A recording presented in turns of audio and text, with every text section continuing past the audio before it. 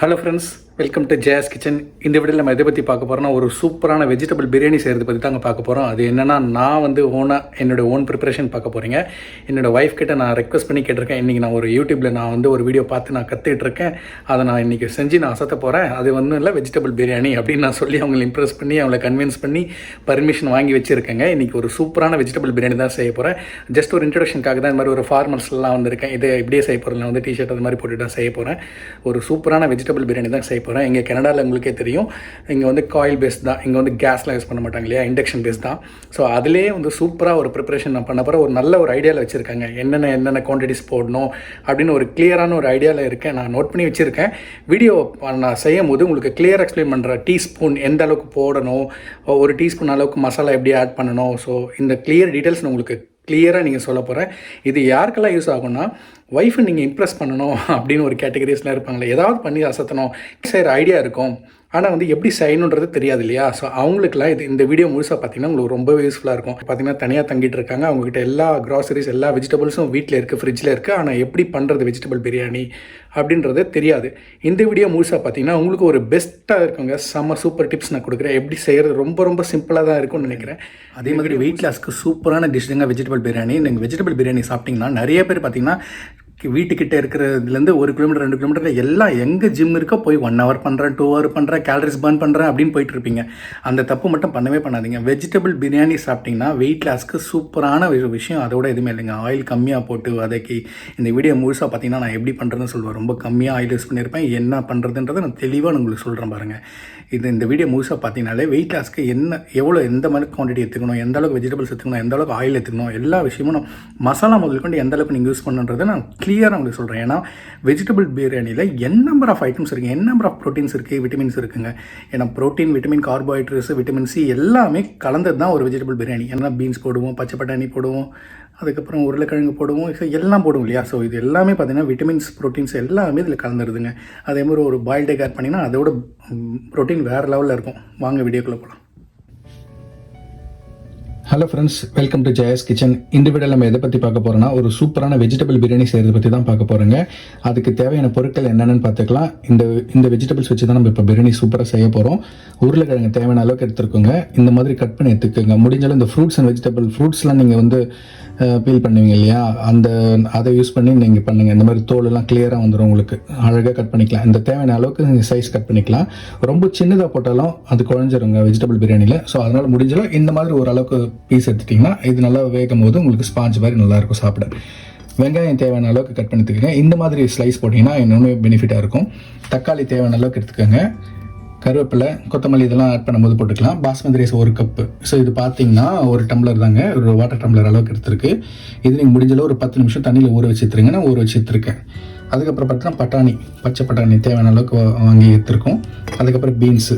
So இங்கே beans உங்களுக்கு எல்லா கலர்ஸ்லையும் கிடைக்கும். ஸோ அந்த பீன்ஸு தேவையான அளவுக்கு எடுத்துருக்கு.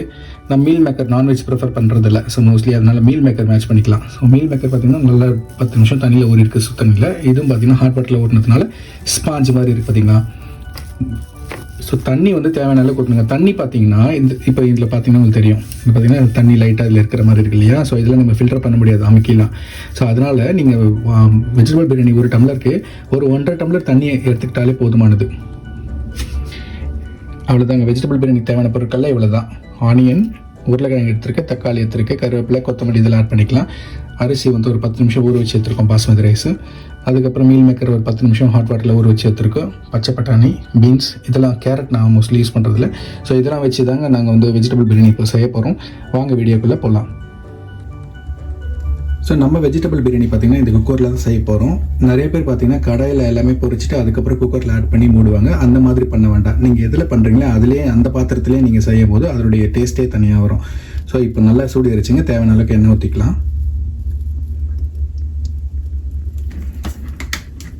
இன்னொரு விஷயங்க, எண்ணெய் ஊற்றின உடனே கடுகு போடக்கூடாது. ஏன்னா எண்ணெய் பார்த்தீங்கன்னா ஸ்டோர் பண்ணி தான் நம்ம ஃப்ரெஷ்ஷாக சாப்பிட போகிறது இல்லையா. கொஞ்சம் ஸ்டோர் ஆகி வர எண்ணெய் தான் நம்ம யூஸ் பண்ணுறோம். அதனால் அதில் கொஞ்சம் லைட்டாக நேச்சுரலாகவே அந்த சன்ஃப்ளவர் ஆயிலில் ஒரு ஸ்மெல் வரும் இல்லையா. அந்த ஸ்மெல் அட்லீஸ்ட் நீங்கள் ஒரு 10 செகண்ட்ஸ் இல்லை 30 செகண்ட்ஸ் நீங்கள் இந்த எண்ணெயை இந்த கொதிக்கிற அந்த குக்கரில் ஆட் பண்ணும்போது விட்டுனீங்கன்னா அந்த ஸ்மெல் என்ன ஆகும்னா எவாப்ரேட் ஆகிடும்.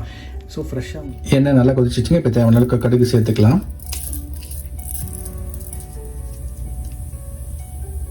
நல்லா பொரிஞ்சிட்ருக்கு பார்த்தீங்களா.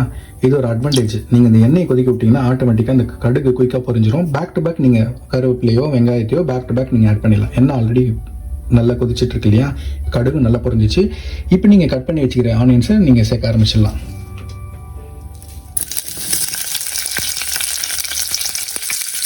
இந்த சவுண்ட் பார்த்தாலே உங்களுக்கு தெரியும் எவ்வளோ குயிக்காக வந்து பாயில் ஆகிருக்கு.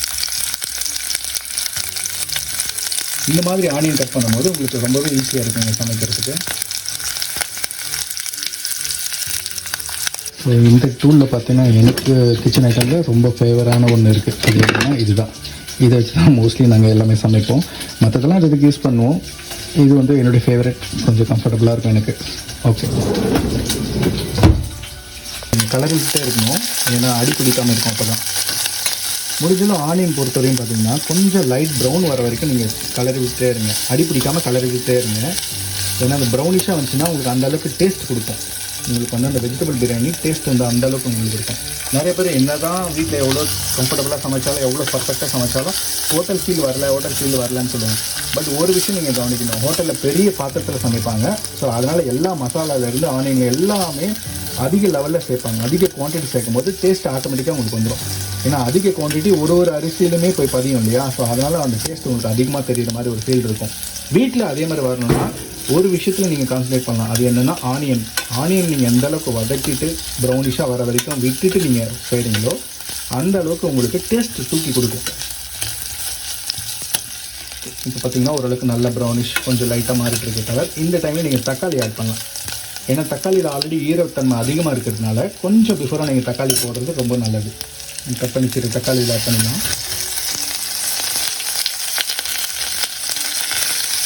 முடிஞ்சளவு கலரிக்கிட்டே இருக்குங்க.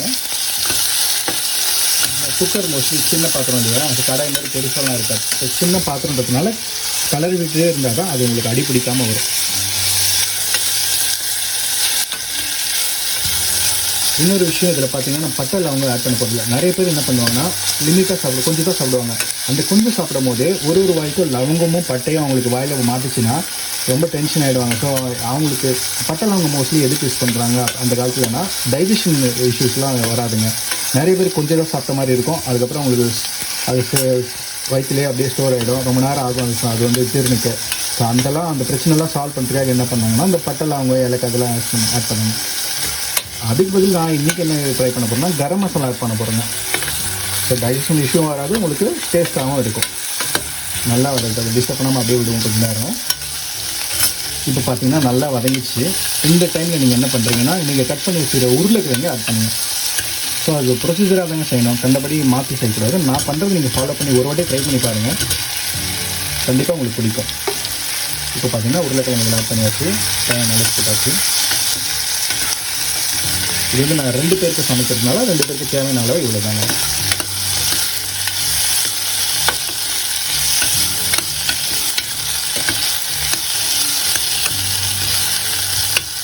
இப்படி கலர் விட்டே இருங்க. அட்லீஸ்ட் ஒரு நிமிஷம் 2 நிமிஷமாவது கலர் விட்டுட்டே இருக்கணும் உருளைக்கிழங்கு போட்டதும். ஏன்னா இதில் இந்த மாதிரி வெஜிடபிள்ஸ்லாம் பேசிக்காக ஒரு டிஃபால்ட்டாக ஒரு நேச்சுரல் ஸ்மெல் வரும் இல்லையா. ஸோ அதெல்லாம் அந்த பச்சை ஸ்மெல் சொல்லுவாங்க இல்லையா, அது ராவாக இருக்கும். அந்த ஸ்மெல்லாம் போகணுன்னா கொஞ்ச நேரம் நீங்கள் இது மாதிரி வதக்கணும். ஓகே, இப்போ ஓரளவுக்கு வதங்கிச்சு. இப்போ நம்ம ஆல்ரெடி எடுத்து கட் பண்ணி வச்சுருக்க பீன்ஸ் இதில் ஆட் பண்ணலாம். ஓகேங்க, இப்போ பார்த்தீங்கன்னா எல்லாமே நல்லா வதங்கிச்சு, ஒன்று நல்லா ஒட்டிக்கிச்சு. இப்போ வந்து பச்சை பட்டாணி ஆட் பண்ணேன். ஏன் கடைசியாக பச்சை பட்டாணி ஆட் பண்ணுற ரைஸுக்கு முன்னாடின்னு பார்த்தீங்கன்னா இதனுடைய சாஃப்ட் ரொம்ப சாஃப்ட், இது குயிக்காக வெந்துடும். அதனால் இது கடைசியாக ஆட் பண்ணுங்கள். அதிக நேரம் டைம் கொடுக்கக்கூடாது, ஏன்னா அதுலேயும் நிறையா வெந்துடும். இது கடைசியாக இந்த மாதிரி ஆட் பண்ணிவிட்டு இதுக்கப்புறம் நீங்கள் ரைஸ் ஆட் பண்ணலாம்.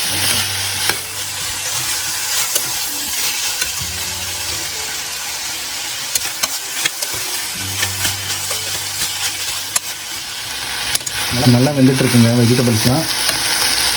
இப்போ என்ன பண்ணலான்னா நம்ம ஆல்ரெடி செலக்ட் பண்ணி வச்சுருக்க மசாலாலாம் அதில் ஆட் பண்ணலாம். மிளகாய்த்தூள், மஞ்சள் தூள், உப்பு, கரம் மசாலா, வெஜிடபிள் பிரியாணி மசாலா. ஸோ இதெல்லாம் இதில் ஆட் பண்ணிக்கலாம். ஒரு டீஸ்பூன் அளவுக்கு தான் நான் ஆட் பண்ண போகிறேன். இல்லை 2 பேருக்கு அது போதுமானது. ஒரு டீஸ்பூன் அளவுக்கு தனியாத்தூள் சேர்த்துக்கலாம். ஒரு 1/4 டீஸ்பூன் அளவுக்கு மஞ்சள் சேர்த்துக்கலாம். மஞ்சள் ரொம்ப முக்கியங்க. எல்லா பொருளையும் நீங்கள் மஞ்சள் அவசியம் நீங்கள் கொஞ்சம் கொஞ்சமாக சேர்த்துக்கணும். அவ்வளோ நல்லது. இது நோய் எதிர்ப்பு சக்தி வந்து இதில் ரொம்பவே இருக்குது. மிளகாய்த்தூள் தேவையான அளவு சேர்த்துக்கலாம். அதுக்கப்புறமா பார்த்திங்கன்னா கரம் மசாலா உப்பு தேவையான அளவு சேர்த்துக்கலாம்.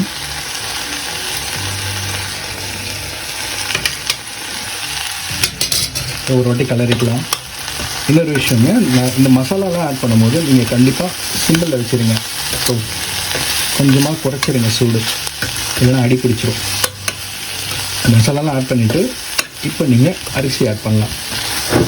இன்னொரு விஷயங்க, நீங்கள் வந்து இது பண்ணும்போது அரிசி வந்து ஊற வச்சு எடுத்துருப்பீங்க இல்லையா, முடிஞ்சதும் நீங்கள் ஹோட்டல் டேஸ்ட்டில் வரணும்னா நீங்கள் இதில் ஊற்றுற தண்ணி, இப்போ ஒரு டம்ளருக்கு நிறைய பேர் 1.5 டம்ளர் போடுவாங்க, 1 டம்ளர் போடுவாங்க, நிறைய பேர் 2 டம்ளர் தண்ணி ஊற்றுவாங்க. மோஸ்ட்லி 1.5 டம்ளர் 1 டம்ளர் அரிசிக்கு 1.5 டம்ளர் நீங்கள் வந்து தண்ணி எடுத்துக்கிட்டாலே போதுமானது. அந்த தண்ணி எப்படி எடுக்கணும்னு நான் சொல்கிறேன் பாருங்கள். நார்மலான தண்ணி நீங்கள் எடுக்கக்கூடாது. இப்போ இந்த டம்ளர் நான் காட்டுறாருங்க, இந்த டம்ளர் அளவுக்கு தான் நான் அரிசி எடுத்துருக்கேன், பாஸ்மதி ரைஸு. ஸோ இந்த டம்ளர் நிறைய பேர் என்ன பண்ணுவாங்கன்னா 2 டம்ளர் தண்ணி ஊற்றுவாங்க. அப்படி ஊற்றக்கூடாதுங்க. நான் ஏன்னு சொல்கிறது, இந்த டம்ளர் அரிசிக்கு நீங்கள் 1.5 டம்ளர், அதாவது 1 டம்ளர் தண்ணி ஊற்றிக்கிங்க. அதுக்கப்புறம் இதில் 1/2 டம்ளர் இந்த அளவுக்கு வர மாதிரி ஆஃப் ஊற்றிருக்கீங்க. ஏன்னா நான் முன்னாடியே சொன்ன மாதிரி மீல் மேக்கர், பொட்டேட்டோ, டொமேட்டோ எல்லாத்துலேயுமே டீஃபால்ட்டாக இல்லை வாட்டர்ன்றது குவான்டிட்டி அதிகமாகவே இருக்கும். நீங்கள் அதிகமாக தண்ணி சேர்க்கும் போது குழஞ்சி வந்துடும் ரைஸ் உங்களுக்கு. அதனால் இல்லை இன்னும் உங்களுக்கு டவுட்டாக இருக்கா, அப்போ நீங்கள் என்ன பண்ணணும்னா ஹாட் வாட்டர் ஆட் பண்ணுங்கள். இப்போது 1 டம்ளர் அரிசி எடுக்கிறீங்கன்னா 1.5 டம்ளர் தண்ணி சொன்னீங்களா, அந்த தண்ணியை தனியாக ஒரு பவுலில் சூடு பண்ணிவிடுங்க சைடில். அது நீங்கள் ஹாட் வாட்டர் ஆட் பண்ணும்போது அந்த டேஸ்ட்டே உங்களுக்கு டிஃப்ரெண்ட்டாக இருக்குங்க. ஒரு வாட்டி சமைச்சு பாருங்கள், எப்படி இருக்குன்னு உங்களுக்கே தெரியும்.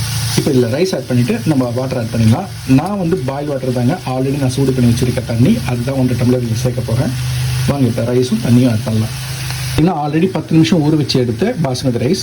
ஸோ இந்த பாஸ்மதி ரைஸ் மோஸ்ட்லி பார்த்திங்கன்னா இந்த கலரில் தான் இருக்கும், ஒயிட் வந்து ரொம்ப கம்மி.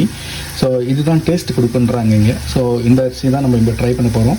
இது பார்த்திங்கன்னா 1 டம்ளர் அரிசி 10 நிமிஷம் தண்ணியில் ஊற வச்சு எடுத்துருக்கோம். இது நம்ம ஆட் பண்ணிக்கலாம். அரிசி போட்டு லைட்டாக கலரி விட்ருங்க, உடையாமல் லைட்டாக கலரி விட்ருங்க. இப்போ இதில் தண்ணி ஆட் பண்ணிக்கலாம்.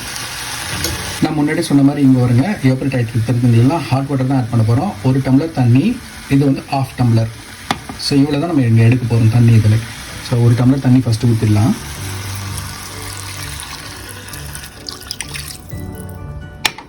அதுக்கப்புறம் இங்கே 1/2 டம்ளர் ஹாட் வாட்டர் இருக்கு இல்லையா, இதை ஆட் பண்ணிக்கலாம். இது நீங்கள் மெயினாக கலர் லைட்டாக பூ மாதிரி கலக்கணும். அப்போ தான் அந்த பிரியாணி அந்த ரைஸ்லாம் ஒடியாமல் உங்களுக்கு ஒரு கேட்சியாக இருக்கும் பார்க்கவே. நீங்கள் பரிமாறும் போது அந்த பிளேட்டில் வந்து அந்த அளவு அழகாக இருக்கும், உங்களுக்கு ஒடியாமல் இருக்கும், லைட்டாக இருக்குது பார்த்தீங்களா. இப்போ என்ன பண்ணணும்னா மெயினாக நீங்கள் பார்க்க வேண்டியது இதில் உப்பு கரெக்டாக இருக்கான்னு செக் பண்ணணும். ஏன்னா நிறைய பேர் பண்ணுற மிஸ்டேக், அவசரமாக டைம் ஆகிடுச்சு, லாஸ்ட் மினிட்ல 10 மினிட்ஸில் செஞ்சிடலான்னு போயிட்டு என்ன பண்ணுவாங்கன்னா இதை மிஸ் பண்ணிவிடுவாங்க. உப்பு மெயினாக கரெக்டாக செக் பண்ணி பார்த்துங்க. நான் லைட்டாக இருங்க உங்கள்கிட்ட கொடுக்குறேன் எப்படின்னு. சரி, உப்பு கொஞ்சம் பாரு கரெக்டாக இருக்கானே. எல்லாமே சூப்பராக இருக்குன்ட்டாங்க. ஓகே ஓகே, அவங்களுக்கு ஓகேனா எனக்கு ஓகே தான். ஓகேங்க, உப்பு பக்காவாக இருக்குன்னு சொல்லிட்டாங்க, எல்லாமே பர்ஃபெக்டாக இருக்குது. இதை பார்க்கும்போது உங்களுக்கு ஒரு குருமா பார்க்குற மாதிரி ஒரு ஃபீல் இருக்கா. இப்போ வந்து இதை அப்படியே மூடி விட்டுடலாம். முடிஞ்சாலும் 2 விசில் விடுங்க. 1லேருந்து 2 விசில் போதுமானது. ஏன்னா எல்லாமே இல்லை ஆல்மோஸ்ட் பாயில். 10 நிமிஷம் ரைஸை ஊற வச்சுருக்கீங்க, மீல் மேக்கர் 10 நிமிஷம் ஊற வச்சு எடுத்துருக்கீங்க, ஹாட் வாட்டரும் யூஸ் பண்ணியிருக்கீங்க. மோஸ்ட்லி எல்லாமே பார்த்தீங்கன்னா கொஞ்சம் சூடான விஷயம் தான் நீங்கள் போட்டிருக்கீங்க. இப்போ நீங்கள் இதில் 2 விசில் விடும்போது அடிப்பிடிக்க வாய்ப்பு அதிகமாக இருக்குது.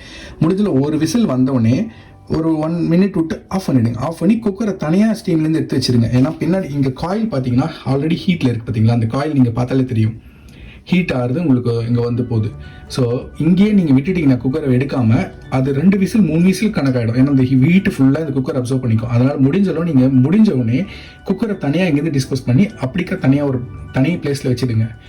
அது இருக்கிற ஹீட்டில் பாயில் ஆனால் போதுமானது. இதிலே விட்டிங்கன்னா 2 விசில் 3 விசில் வரலன்றதுக்காக இதில் விட்டுறக்கூடாது. ஏன்னா ஆஃப் பண்ணிட்டு விசில் வராது, எப்போ ஸ்டாப் ஆகிடும்.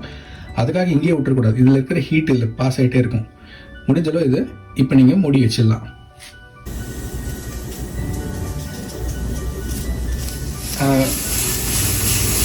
கைஸ் இங்கே பார்த்தீங்கன்னா ஃபஸ்ட்டு விசில் வரப்போகுது. நிறைய பேர் வந்து முதல் விசில் எடுத்துருவாங்க, நான் வந்து 2 விசில்.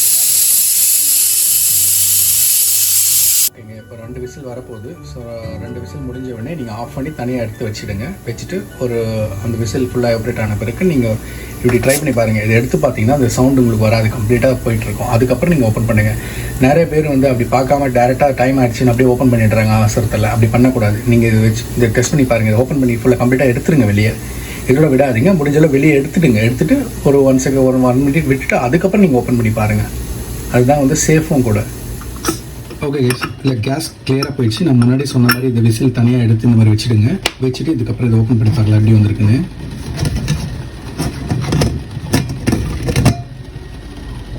வா, சூப்பராக வந்திருக்குங்க. இங்கே பார்த்தீங்கன்னா தெரியும், இந்த மீல் மேக்கர் உருளைக்கிழங்குலாம் உடையாமல் அழகாக வந்திருக்கு. மீல் மேக்கர் கொஞ்சம் வெயிட்ன்றதுலாம் உள்ளே போயிட்டுருக்கும் போல். எவ்வளோ அழகாக வந்திருக்கு பாருங்கள். நான் சொல்லும் போது நீங்கள் நம்பியிருக்க மாட்டீங்க, இந்த ரைஸ் எப்படி குழையாமல் எவ்வளோ அழகாக பர்ஃபெக்டாக வந்திருக்கு பாருங்களா.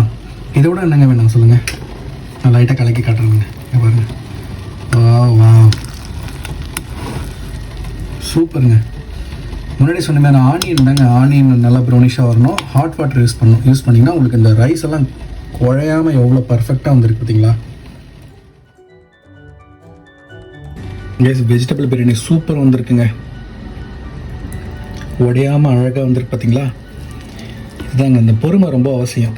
அதே மாதிரி நான் சொன்ன பதத்தில் நீங்கள் செய்யணுங்க. கண்டபடி செஞ்சிடக்கூடாது. ஹாட் வாட்டர் யூஸ் பண்ணுங்கள். ஹோட்டலில் வர டேஸ்ட் அப்படியே இருக்குங்க. நான் ஆல்ரெடி டேஸ்ட் பண்ணி பார்த்துட்டேன். உடையாமல் வந்திருக்கு ரைஸு.